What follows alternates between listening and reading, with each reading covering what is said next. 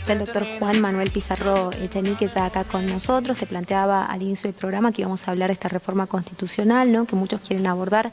Después de las elecciones de 2019, la Unión Cívica Radical está trabajando al respecto y ha hecho un planteo muy puntual sobre dos temas, ¿no? Quieren que los legisladores no tengan fueros, nos va a explicar el doctor cuáles son los fundamentos, los argumentos de esto, y también que los jueces no hayan estado afiliados por lo menos 10 años antes de llegar a ese lugar, ¿no?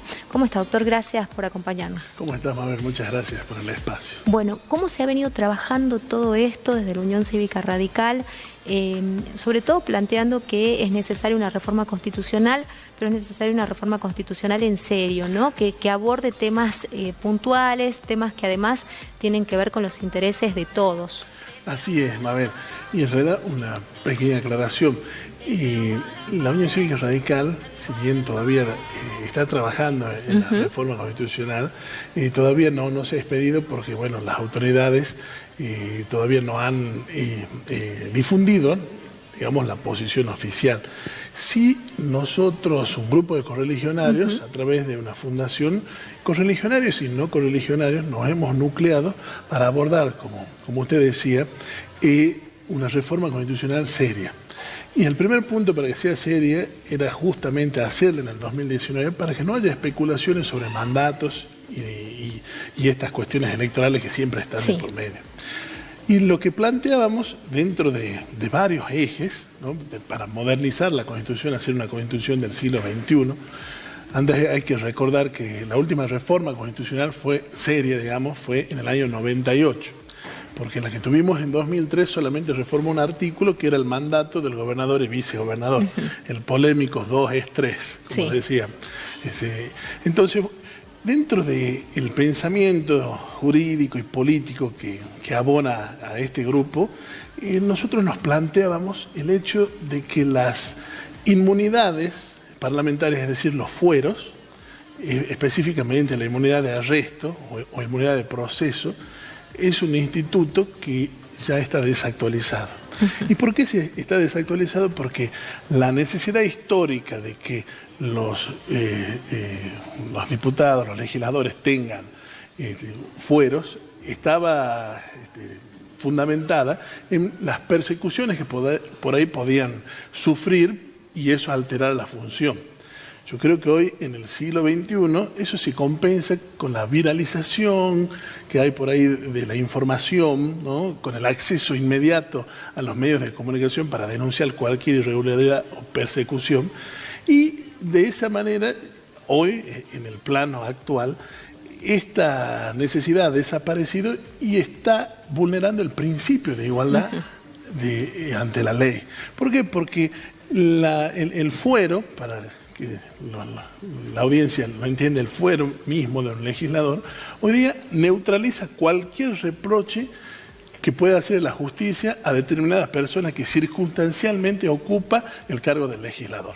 Entonces, mire, hasta lo más significante, un accidente de tránsito, por ejemplo, que es un delito culposo, el legislador está exento de esa responsabilidad penal de la investigación hasta que cumpla su mandato. Entonces creemos que como la provincia de Córdoba ha dado un gran salto. Hace 18 años que los legisladores no tienen inmunidades. Y es decir, la persona, el ciudadano que llegue a ser legislador de la provincia de Córdoba, legislador provincial, aclaro, es una persona que está sometida a los mandatos de la justicia como cualquier otra. Claro. Creo que eso además es digno de tener un sistema unicameral, ¿no? Exactamente. Córdoba tiene un sistema unicameral desde el año 2001, que eso también se lo plantea y se nos discute. Pero en realidad en Salta nosotros tenemos que plantear una reforma política también para ver cómo estamos representados los salteños. Empezar a pensar si la distribución actual de 60 diputados y 23 senadores nos representa cabalmente. Y hay que pensarlo, plantearlo y discutirlo. Y después otra cuestión que planteamos también que es muy interesante es que justamente todo aquel que va a ocupar un cargo en la magistratura, sea juez de primera instancia, así como juez de corte, no tenga, digamos, un pasado reciente a la actividad política. Yo no lo digo por nadie en particular ahora, pero sí lo digo en nombre de la República, es decir, del control que tiene que tener el poder. Porque si nosotros controlamos al poder, Eso se traduce en calidad institucional. O sea, usted no podría ser juez, por ejemplo. Yo, por ejemplo, como tengo actividad política en la Unión Cívica Radical, no podría integrar la magistratura. Y me parece que es una valla para la imparcialidad. Porque la justicia tiene que tener sobre todo imparcialidad. Y hoy yo creo que está muy politizada. Por supuesto, haciendo grandes salvedades, porque hay magistrados que son brillantes y hablan a través de sus sentencias con mucha sabiduría. Pero por ahí hay otros que no lo son, y la verdad que no cumplen cabalmente la función. Porque, por ejemplo, un juez no debe tener miedo.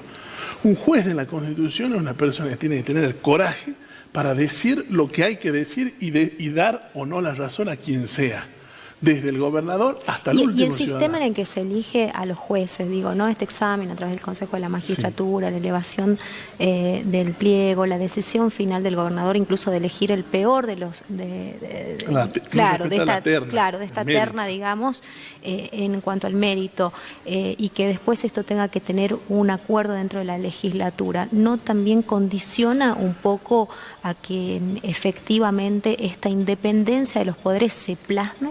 Correcto, nosotros también planteamos esta cuestión y para ello proponemos despolitizar el Consejo de la Magistratura y hacerlo más académico, es decir, con integrantes, miembros pertenecientes a universidades públicas o privadas, sea de acá de la provincia de Salta o de la región, donde se constituya ese tribunal imparcial que pueda hacer una selección absolutamente despojada de prejuicios y pueda hacerlo lo más académico posible. Entonces esa es una garantía, porque el Poder Judicial tiene un rol muy importante. Además de ser un poder de la división clásica en tres del poder, es el contrapoder por excelencia, porque supuestamente no tiene contenido político la actividad judicial, que eso. Ahora, si nosotros queremos poner y apostar a la discusión, como en algún momento durante el gobierno de la doctora Kirchner se quiso avanzar con la reforma judicial y hasta en algún momento se planteaba elegir por voto popular a los jueces. Bueno, ahí nosotros estamos discutiendo o sincerando el modelo del Poder Judicial. Yo no estoy de acuerdo, por ejemplo, con la elección de los jueces ni de fiscales, pero si nosotros queremos mejorar la justicia, desde la concepción clásica y tradicional de lo que significa el Poder Judicial, creo que hay que despolitizarlo. Bueno, interesante la verdad como planteo, ¿no? Sobre todo para que la gente vaya pensando y proyectando que esto se puede llegar a dar. Y es bueno tener conocimiento de estos temas que, como decimos, nos atraviesan a todos, porque objeto de la justicia somos todos en algún momento. Digo, como decía el doctor, recién ilustraba un siniestro vial que lamentablemente, digo, con los niveles que existen en nuestra provincia, se pueden dar, y obviamente esta dificultad, ¿no? Para avanzar en un caso tan puntual y tan habitual, lamentablemente, como son los siniestros. Es más, yo era adolescente, tendría 16 años o 18, no me acuerdo, cuando acá en la provincia de Salta se planteó un caso muy grave en el seno de la Cámara de Diputados con un legislador que estaba vinculado al narcotráfico. Y sin embargo prevalecieron los fueros parlamentarios y no se avanzó en la investigación hasta que lamentablemente esta persona falleció. Yo creo que nosotros, los ciudadanos, estamos hablando de quien entonces fuera el diputado Aparicio, correcto, ¿no? Correcto. Involucrado en el caso de Liliana Ledesma. Exactamente. Bueno, un hecho, la verdad, aberrante, que se cobró la vida de esta mujer. Correcto. Uno de los casos más tristes y graves que ha afrontado, ¿no?, la provincia de Salta. Entonces, imagínense el ciudadano común, que por supuesto hay gente que por imprudencia comete un ilícito culposo, un accidente de tránsito. De inmediato el fiscal está actuando como debe ser, porque así lo manda la ley. En cambio, cuando hablamos de las personas que tienen estos privilegios constitucionales, y no se avanza justamente por esta valla constitucional que lo impide. Entonces nosotros, los ciudadanos, en pos de una reforma constitucional, debemos plantear esta cuestión, porque hace a que el principio de igualdad sea pleno. Si usted ve en la actualidad, hablamos de fueros, hablamos de desafueros, sí, y mire usted qué odioso que es para las personas que son trabajadoras y los que laboramos en la calle todos los días, ver que una persona utiliza los fueros para evadir de la responsabilidad de la justicia. ¿Qué pasa con el caso de los fiscales? Digo, ¿no? Hay muchos delitos que trascienden a través de noticias, ¿no? Las famosas noticias crímenes, y finalmente nunca se avanza, quedan en la nada. Si hay un gobierno que está involucrado, queda absolutamente en la nada, ni siquiera se revisa esa información. ¿Qué ocurre con eso, no? Hay muchos delitos que casi salen a la luz, que son prácticamente noticia y sobre las cuales no se trabaja. Correcto, mire, esta es también una de las falencias que por ahí hay que darle un cariz constitucional también. Los fiscales tienen una tarea muy importante, son aquellos a los cuales la sociedad le ha delegado el poder acusatorio, representan al Estado para acusar justamente y perseguir los crímenes. Entonces yo creo que ahí también nosotros tendríamos que ponernos a pensar si los fiscales que actualmente actúan tienen todos los recursos, actúan libres de presión, y creo que a ellos hay que dotarlos justamente de herramientas para que puedan cumplir cabalmente la función. Hay muchos fiscales que actúan y que se toman en serio el trabajo, y hay otros fiscales que por ahí no lo hacen. Y este es un problema porque, claro, viene la cuestión política de por medio. Sí. Entonces, mire, la provincia de Córdoba tiene el fuero penal económico, y además tiene un instituto muy interesante que es el juicio por jurados. Sí. ¿Y el juicio por jurados qué es?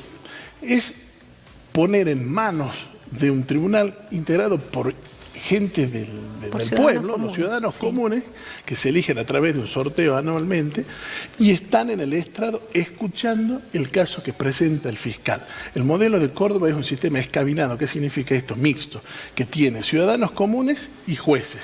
Entonces los ciudadanos dicen es inocente o culpable y los jueces fundamentan.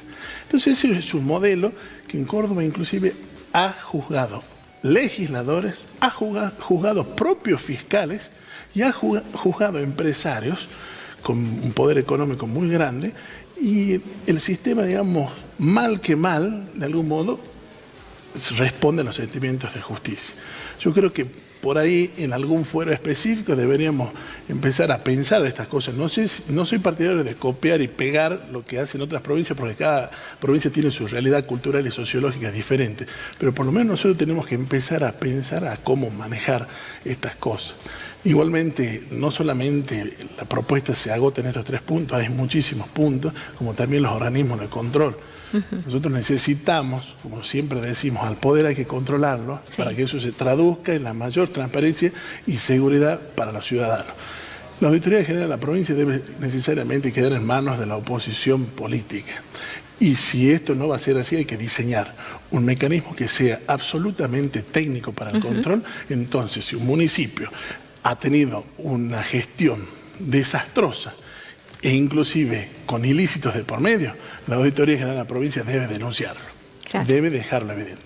Hoy en día parece que todo funciona bien, pero sin embargo nosotros pensamos que muchos municipios están en rojo y que dependen del Poder Ejecutivo. Ese es otro punto también, la reforma del sistema del régimen municipal salteño.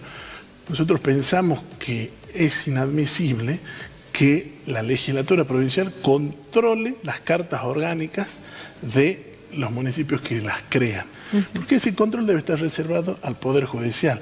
Porque si hacemos un control político y tenemos ese condimento que es político y que no es objetivo para decir si el municipio se ha extralimitado o no de la norma.